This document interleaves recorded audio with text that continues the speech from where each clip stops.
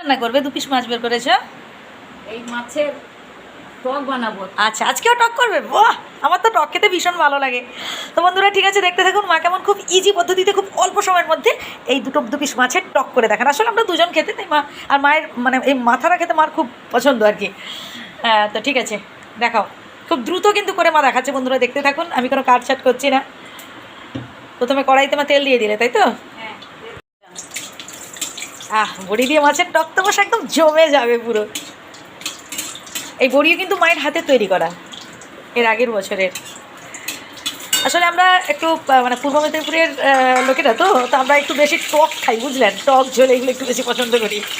আর actually আমার বাড়িটাও পূর্ব মেদিনীপুর, একদম দীঘার কাছাকাছি। সবসময় সমুদ্রের মাছ, সবসময় সমুদ্রের মাছ পাওয়া যায়।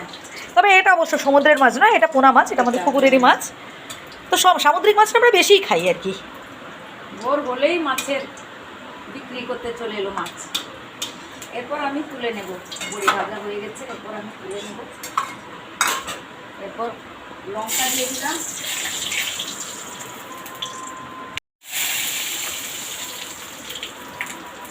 মাছগুলো তার সাথে দিয়ে দিলাম।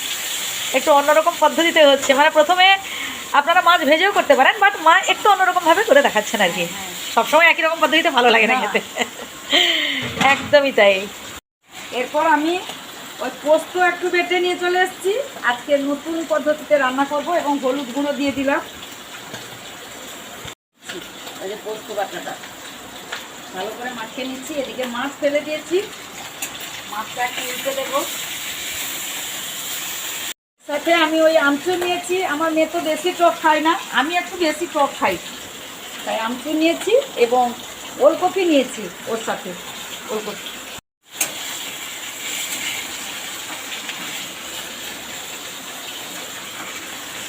হয়ে গেছে। এরপর আমি ওই পোস্ত এবং হলুদ এবং আমচুর দিয়ে দিলাম।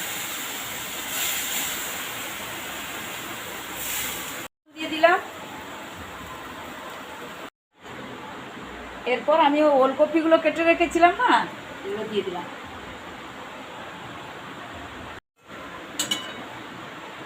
ফুটে এসছে নাকি মা? হ্যাঁ, ফুটছে। ভেজে রেখেছিলাম, দিয়ে দিলাম।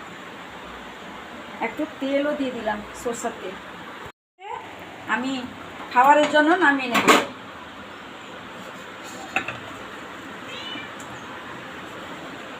তো বন্ধুরা দেখতে পেলেন খুব সহজে আর একদম কি বলবো, খুব শর্টকাট পদ্ধতিতে মা কেমন মানে মাছের টক করে দেখালেন। এইভাবে আপনারাও বাড়িতে তৈরি করে খান, আর সুস্বাদু হবে, আমি এটা বলতে পারি, টেস্টি হবে।